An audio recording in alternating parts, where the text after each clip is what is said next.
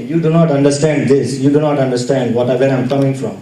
But by saying that, we are creating Gnana Avaraniya Karma, or knowledge deluding karmas. Instead, we should rationalize the discussion objectively and help the other person understand the real issues and problems inside it. So here's my personal experience. Again, we were implementing a new process at a client, and various suggestions were invited. I put in a couple of my suggestions. This is what we need to take care of. We need to provide more training. We need to put some checks and balances along the way.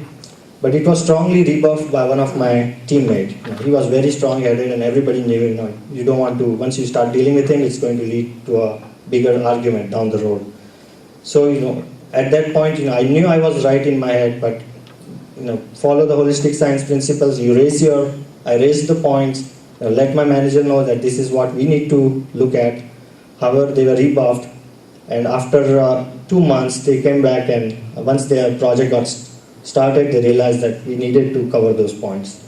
And that person apologized, saying, hey, you were right, but I thought we didn't need those extra hours for those projects. So coming to my last observation, when you're dealing with stress, when you have avoided conflicts, when you move up, advance in career, the holistic science principles, and initiation have kept me calm and clear through the changes at work. I've cleared all my hitches and hurdles, or most of it, and at the same time made my life highly rewarding and pleasant. So even though we travel a lot, it gives a lot of inner peace. And when I say that I'm still work in process, there is a lot more for me to learn and develop.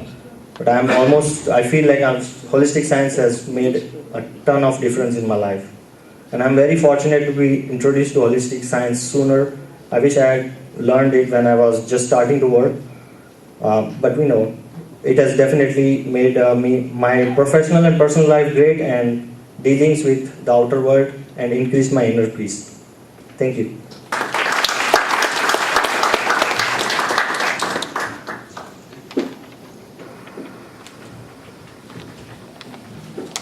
Thank you, Mahen, for sharing your experience. Next up is another youth Mahatma, Gosar Ruchir Patel, and he's going to talk about financial aspects and how to deal with those using the knowledge of holistic science. Please help me in welcoming Ruchir Patel to the stage.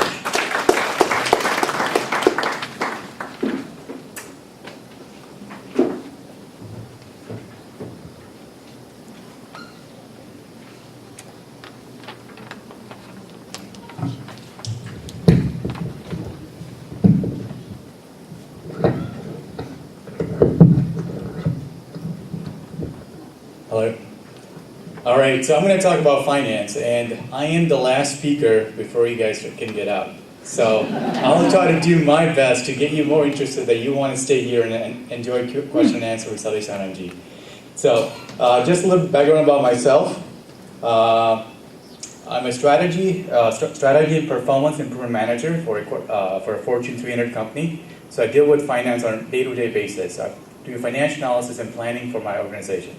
So that's probably why I've been selected to present on this topic here. So quickly go over the agenda. What I'll talk about, money and finance are such a huge topic, and it's a very important topic because that's what we devote at least 1/3, if not most of your day, right? So I'll try to cover that in 7 minutes. So the few things I'll talk about, and then hopefully it's to gauge more curiosity out of you so that I can pass it on to Satish Anandji and he can answer your question. So I'll try to raise more questions and awareness, and then hopefully you can have more questions for him. So here's quite on the agenda. How to earn money, how much effort you need to put in to earn money, what's the goal, is the accumulation of money or wealth, and how to spend money and how much to spend money, right? And I'll probably give you my personal wealth allocation, what I believe and what I'm trying to allocate based on that, right? So what's a holistic science viewpoint on how to earn or what job to do or how on that? So it's very simple. any kind of job will do as long as it doesn't hurt any living being. So as long as you're not in direct contact with hurting anybody's feeling, any job will do. It's not really what you do, it's what intention you do what matters, right? So one of the byproduct of what you do, what you work, is money. But money is not why you work. A lot of times, the question is, should I be a lawyer versus a doctor? Which is a better career plan? Lawyers, you can be selected to fight against something that you don't firmly believe in, while doctors are always working towards humanitarian work. So, holistic science says it's your intention that matters. You could be still a good lawyer, better than a doctor, if your intentions are right. If your intentions are there to help the right person and do your worldly responsibilities and duties, that's more important than actually the professional itself. So again, it's the mindset that matters. It's not necessarily the professional that you do. It's important. Second one, how much effort do you need to put in? So I have two pictures here. Who works hard? On left hand side, you see some child labor and people working hard to build a roads and construction. And other side, you see one of the probably the richest man in India, Mukesh Ambani. My gut tells me from working hard, I think those people on the left, your left, work a lot harder than the guy on the right. Unfortunately, people make $1 per day, where other person makes $1 million a day. So it's not necessarily the effort that drives the money. That's an absolute fact. You can work as hard as you can, but that is not a direct correlation of how much money you will make. Okay? But there is a correlation between there is no money unless you make an effort to some extent. So, but putting more effort does not necessarily translate into you making more money. So, again, money is a tool, not the aim and purpose of the life. So, how much is the right amount of effort that you need to make, right? So how much should you work hard to make money? What is the right level? It depends on you. You have to be normal. So if it's a consultant like Mahendra, normality for him is 55 hours a week.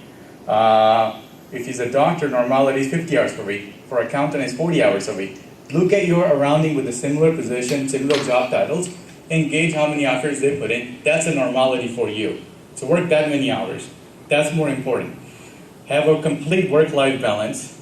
You can work as hard as you can. Again, it doesn't drive necessarily to making more money, but draw a line of normality. Anything above normal or below normal is, as holistic science says, is fever. It's poison or fever, right? And again, work is work. You work 9 hours a day. Don't bring work at home. Not necessarily physical work at home, but don't bring that thoughts in your home. When you leave the door of the office, leave that work at work, and not bring it at home. All right, so there is a huge difference. Holistic science says the goal is to make a lot of things. We need to make money. I guess the holistic science says you need to make wealth. So what is wealth? Wealth is ability to fully experience life. The goal is not to make money. The goal is to accumulate wealth. So wealth consists of a few things. It's not necessarily money is a part of it to justify some of it, but a lot of that is other factors that affects wealth. For me, I define my wealth. I need to be healthy. I need to make enough money to fulfill my family's basic need. Seek permanent happiness, continue the journey, spend time with family, enjoy what I do at work, be home by 6 p.m., and I want to have freedom to take time off whenever I want without worrying about if I can take time off or I need to plan something, right? And everybody can define their own wealth, what is really mean to them. And my holistic science says, work towards the wealth, not towards the money. Because money is just one of the key elements that you need to worry about. So I challenge everybody to create a list of what they define as a personal wealth is. And everybody's list will be different as you're in different phases of life.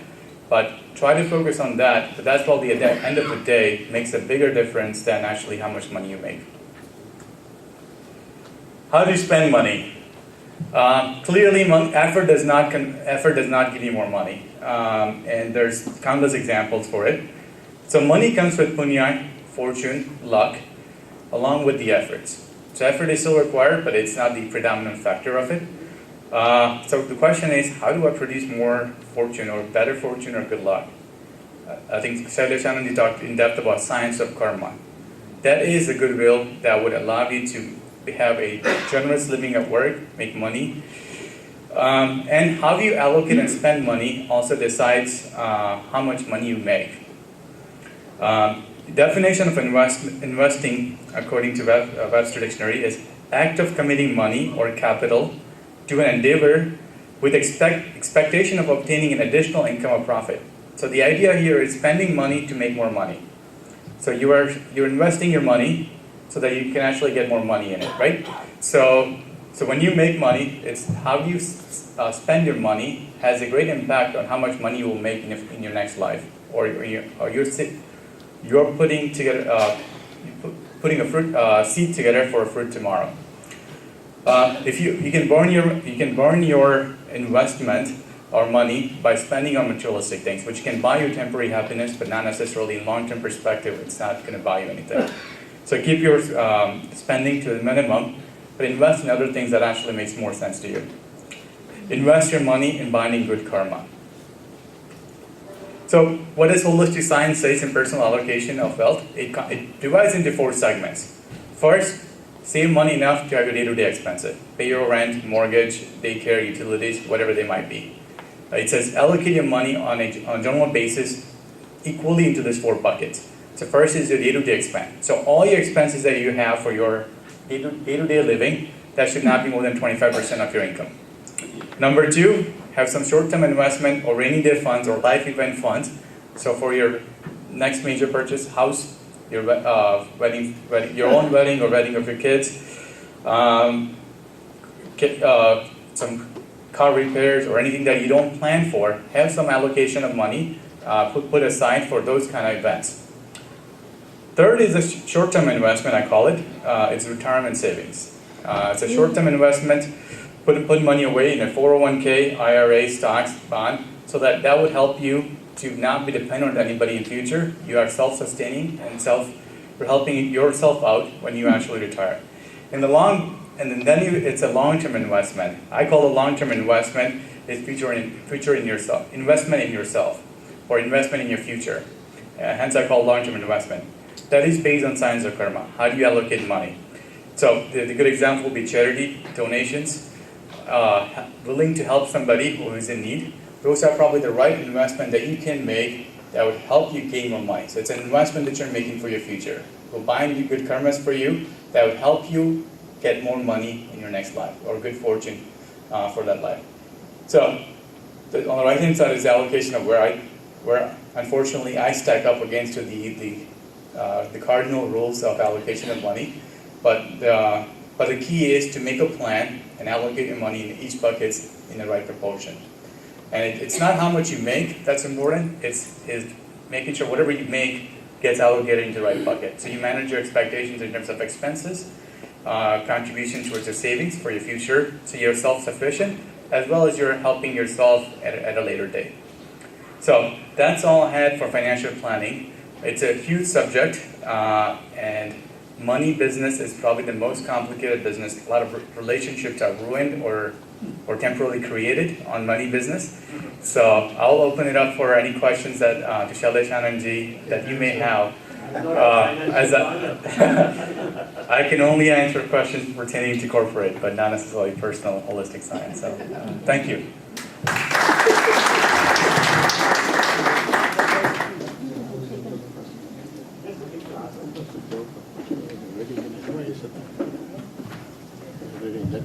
Thank you, Ruchir, for a wonderful presentation. And now the floor is open for any questions that you may have about holistic science.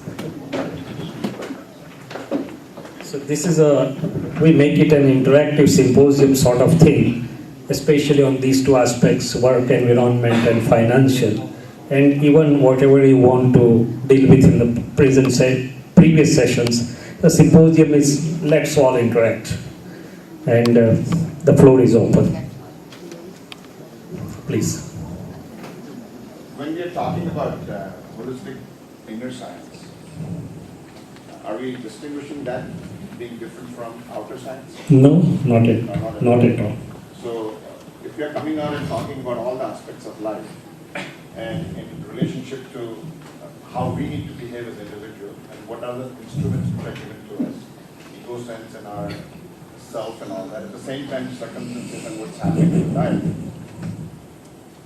I thought we were talking about at an international level of a broader picture rather than only inner. Yeah.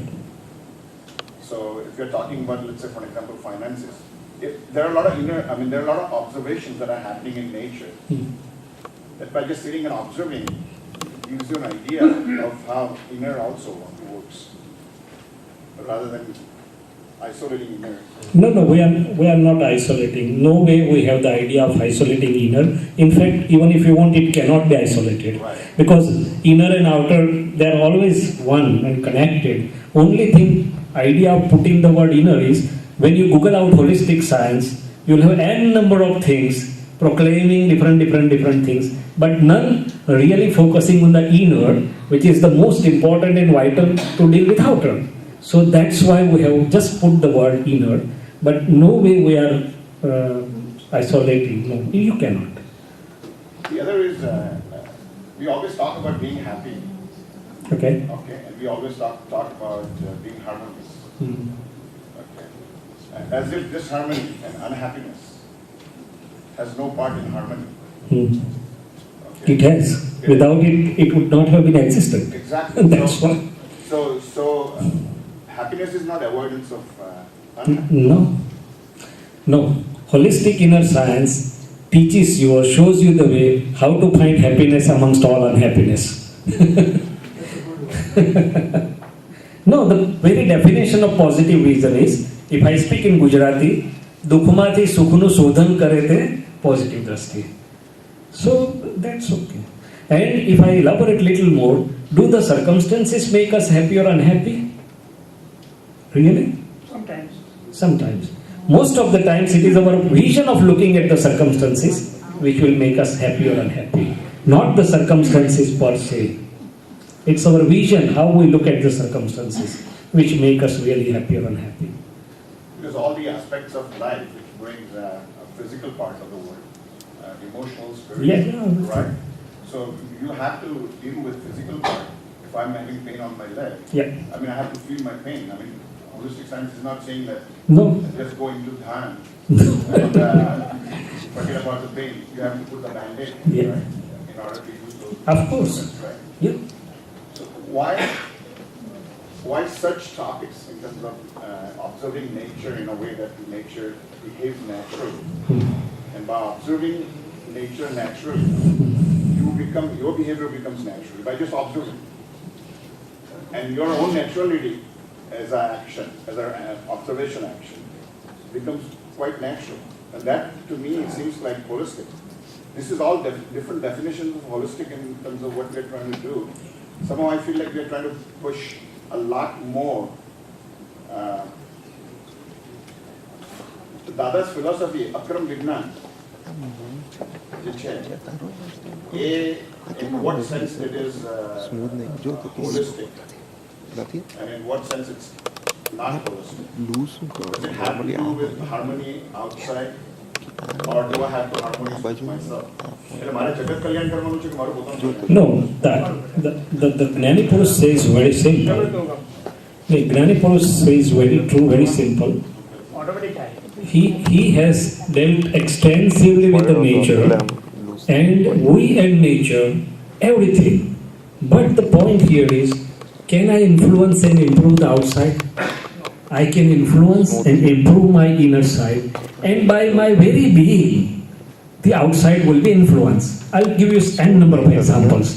The presence of Gnani Purush, presence of Tirthankars, they are not going out to do or modify or doing anything. But because of their inner self has become so natural, so pure, and their mind, body, speech has become so natural and attuned with the nature, that nature also favors them, and in distance of miles around them, the nature also becomes natural. So nature is nothing but our own echo. And why the nature is today unnatural? seemingly unnatural. Kanu Dadaji said, nature is nothing but the echo of the abnormality which has come in a human as a sum total. If you take the humans as sum total, because our inner vrittis and egos and other things have become unnatural, it is being reflected in the nature as the lack of naturality. Nature is nothing but our echo. And nature is nothing but the dispensing system of whatever projections and echoes have gone from the humans along with the ego. So this is why we are focusing here, because this is unfocused part. This is a part which I can improve upon, and by improving that, I am really improving everything. Subsequently, everything is being improved. But 90% of my time in waking time is in the work. I'm living, I'm going and doing work. I might be catching a train and doing something. There are always, the train that I'm going to take may not be taken, I might be a little late, this, that. There are conflicts. In all those conflicts, having a super gnat that I have, okay, it's very hard to find the application. When somebody is fighting with me, let's say for example, over there, would I am supposed to just stand there, is what the other is saying? No, not at all. Right? So this harmony is out there, which makes me disharmonious also. It's part of the harmony. It's getting it. Just what I'm trying to say is, if there are forest fires, if there are wars in Iraq, okay, is that totally out of disharmony, or harmony? Disharmony is trying to become harmonious. No. In a true perspective, there is no disharmony anywhere, because whatever is appearingly disharmony, it is nothing but getting balanced of the karmic accounts. So everything is just and correct in the nature as well as in the eyes of Jnani. We have to talk a little bit harmony, because of my ill understanding, I am getting disharmonious to what is happening. If I understand whatever is happening, or whatever has happened is just and correct, I'll become harmonious. I'm not correcting outside, I'm correcting my vision, which is disallowing me to get harmonious with the happenings. That's what the holistic science is. So I think it's as simple, I would say. Yeah, please.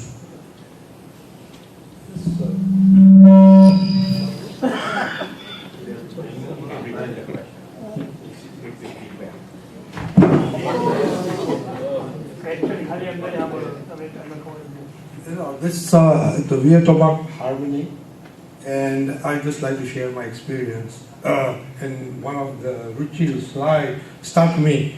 Come home at 5:30 or 6, whatever he said, And I'd like to tell my experience, Before holistic science knowledge, and when my kids were smaller, I used to bring homework. After they go to sleep, I used to do my homework from 8:30 to midnight or all that. And then subsequently, when I started knowing the principles of holistic science, and towards I'm retired by the way, but towards my last years of whole retirement, my shop stopped at 5 o'clock. Does it mean my responsibilities less? No. My responsibilities were much bigger than my kids was younger. And my last 3 projects were over $100 million. And with the principles of what Mahen and Ruchir said, and what you were saying, Abhishek, that harmony that I cultivated internally made it happen, and I was able to shut my shop at 5:30, go home, and guess, I had another 4 or 5 hours to myself. Of course, the kids were not at home anymore, so I had 4 or 5 hours, and the previous year, take care of the kids, do this, the homework, they put them to sleep, and then I had 2, 3, 4 hours of work. Now, subsequent to this holistic science, harmony I would call it now, it was just amazing, $100 million job, and I had people working all over the world, and I still could shut my shop at 5:30 and then wake up in the morning for the next day. So, that, I think, Shailesh Karaji, is that maybe part of that dwelling of harmony, just nature brought harmony. Is that how it is? You can correlate that. So the thing is, you have to make your decisions or projections. Nature is there to help you. Nature says, I am ready to help you. But input has to go from you. Dadaji used to say very good things. The greed in our mind is such that if the body allows, we would have been working 24/7 to earn more, earn more, earn more, earn more. But luckily the body doesn't allow. Second thing he told is, look to all corners of your life. You are earning. When you ask, yeah, I'm earning for yourself, for all of you, to provide for children. And wife says, you are earning, but you don't give time to me. So you get dollars, but you lose your children. When I came here for the first time in '94, I heard from few mouths that you come to USA to get dollars and lose children. And unfortunately, it is true for many, if not for all. So don't get into such situation. That's where our vision plays a role. And ultimately, if I broaden the spectrum, what is finance or what is wealth or what is money? I would say it's not only physical currency. It is all resources available to you. It may be in n number of forms. Not only your wealth, your intellect. I may have many good friends. See, believe me, we are coming to USA or whatever. Dadaji never used to have a single rupee in his pocket. Did you see any time? And still his world was running fine. Why?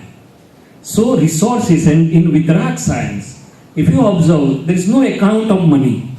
Dadaji said, prices are soaring so high. How do people get really the things? But it's not the account of numbers. It's the account of how many things you are going to get in terms of two things, comfortable and uncomfortable, pleasurable or painful. That's your account of atoms and molecules you have brought, which the nature is going to give you. Money is just a tool in the sequence. It doesn't mean you may have crores or millions in bank, you may not have anybody to look after you, and the hired nurse may be taking care of you when you are sick and ill.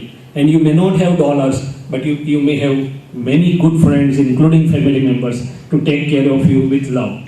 So this is altogether a different story from the Vitrag perspective, that Shata Vedani and Ashata Vedani, painful and pleasurable experience from moment to moment. Resource is how you are going to get. And when I decide to spend my resources, it's also not money. It's a lot of things. My time, my intent, my intellect, my mind, body, speech, whatever I have. And if not, my vibrations, my bhav.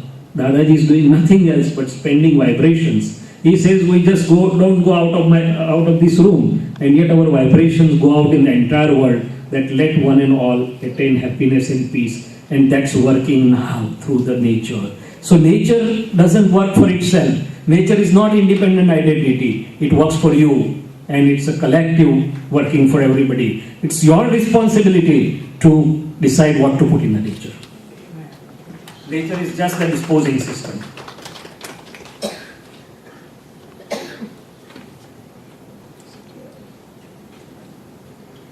And about the spending part, if I elaborate a little more, about the money part, there are two types of money or resources, let me say.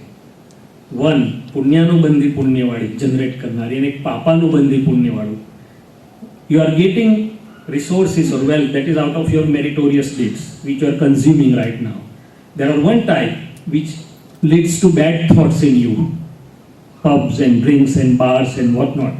That's the impure money which is leading to downfalling attitudes or thoughts or something inside. And on the second side, you may be in shortage of money, punyanubandhi punya, but your inner state of affairs, I should be helping, I should be doing good spiritual, is upwards. What's important is this, and in present time, this number is a small number. You may be finding hardness, but believe me and believe Dadaji, nature takes care. When your daughter is going to get married, you will get money. When your daughter has education, nature will not stop you. But there is a difference, that whether this money is leading me to inside upliftment or inside downfall. And That's how there are so many subtle things to be known about everything. That is why the intent and way of earning matters a lot. I am not aware of the situation in USA, but in India it's a routine story for us. એટલે કહ્યું છે કે અનીતિથી રડતા 99 ઉદ્વેગ, નીતિથી રડતા 99 વધશે, અનીતિથી રડતા 99 ઉદ્વેગ. And if I shortly summarize, દાદાજી gave a very golden aphorism. વેપારમાં ધર્મ જોઈએ. વેપાર is all give and take dealings, even at home, even between husband wife, even between parents children, even between colleagues. There is some give and take relationship based on some expectation. That is all our mutual vyapar or dealings. There should be dharma, means duty bound, self moral principled behavior or insight decision. But dharma ma vyapar na જોઈએ. Wherever there is some activity for human upliftment, there should not be commerce involved into that. I think that summarizes a lot of things about spending of money. He has nicely brought out that, and there are 4 types of donations. First is ahardhan. You give food to somebody who is hungry. That's basic. His problem for a day or two is solved. Superior to that is ausadhan, medicinal help, and you increase the longevity by years or something. So that's superior. Superior to that is gnanadan. You help for relative educational help is relative gnanadan, his career, his family, and something. Then there is a real gnanadan part. You help in some activity which is not only self-transformational, but that one enlightened lamp can enlighten thousands more. And Dadaji was one, or Mahavir was one, and you can see how many it's propagating like. So that's for your contribution, either time-wise, money-wise, body-wise, whatever way, tanmandan, into that real gnandan, that's still superior. And the 4th one is abhaydan, making one free of fears. I think that's really possible by jnanis who are into that state and who can make you free of all the types of fears. So these are 4 types of donations or dans: ahardhan, aushadhan, gnanadan, relative and real, and abhaydan. So that's how. And as I said in my previous talk, it may be out of circumstances you are not able to give physically, but have the bhavana, desire to give it, and someday nature will give you the circumstances where you are able to give. So even if in action you are not able, but how you have given, and that's really you have given. So is that all? Or anything else? Please. What is the definition of happiness and unhappiness? Oh, And who is the controller of this? According to Jain. yeah. Happiness and unhappiness. It's a relative term. I understand it's a subjective term. But everybody has that inside feeling what is causing me happiness and unhappiness, right? And who is the controller of that? You yourself are responsible for whole and soul responsible for yourself, everything. So in other words, my own ill understanding or correct understanding. Ill understanding is like a darkness, correct understanding is like the knowledge light. If there is, he said in 2 simple sentences, Audi samjanthi dukh, dukh ane dukh che, Saudi samjanthi sukh, sukh ane sukh che. Wrongly directed understanding gives you all the confusions and unhappiness, whatever way you believe it or I believe it. Correct understanding leads to happiness, and happiness, whatever way you or I believe it. This is as simple in their terms. Okay? So I am which I? Driven by all these things, drivers, driven by the understanding. That's the only choice I have. So if I am driven by understanding, then I am the controller. I am means understanding part. Real I is not controlling anything. It's just knowing the and seeing. So I is applied in different contexts, relative context, real context, intermediate context. So just take it that way. Don't take it in absolute terms. In absolute terms, there is no word. Shut everything. Finish. So is it the theory of karma? Yeah, but what is the theory of karma? What is karma? And who am I? So that's the very part I say, that the karmas are generated out of ignorance. So when they are right to give me effects. Suppose karma is right. As he said, suppose I have fractured leg, right? So that karma has given me fractured leg and some pain, agreed. But the inner state of being, inner suffering can be changed, even if not the physical one. How it can be changed? I'll give you just a simple example. Dadaji had a fracture at the age of 76 years and I was the witness because as a doctor I was there. Now, if any one of us has a fracture, what would be our face? Harish Bhai comes, oh, you have a fracture, it will take 2 months. Oh, I slept in the bathroom and it will take 2 months and another 2 months physiotherapy. Then the Ruchir comes. All well-wishers come. Every time we repeat the same story. And do we increase our unhappiness or decrease our unhappiness? Increase. Monkey's wound. And what would have been Dadaji's state of being and what would have been his understanding in reply? Smile had not withered even for a small fraction of a second from his face, and I am witness, honest witness to that. And many people used to come, and what would have been his reply? Can you imagine? Reward for wild imagination. ના એ તો બરોબર છે પણ એની એ તો પછીની વાત છે પણ દાદાજીનો આન્સર એ હતો fracture has occurred at that moment. From the next moment it has started uniting. Is that wrong? Even from doctor's perspective it is correct. But you and I cannot see that. Dadaji could see that. So in any given moment he categorically said that if you have correct holistic vision, there is no circumstances, no situation, no moment in the life which can lead you to inner suffering or inner loss. You will make profit even in that situation. So he said, fracture had occurred at that moment. From the next moment it has started uniting. That is in a worldly first step. Second step, he said, fracture has occurred to the neighbor, I am just knowing and seeing it. So that is self-distancing, he was into it. Fracture cannot occur to me because I am eternal. I'm much away from that. So that's the very vision.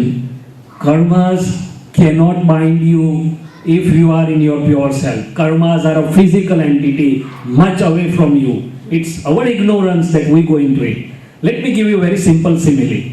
Suppose I'm standing on a nice beach and big tides and tides. If I go in, what happens? I'll be frustrated and frightened. But if I'm at the beach and viewing it, what happens? Whatever impurity is, big when comes and downs, I would be happily seeing it. This is the difference. So everything is happening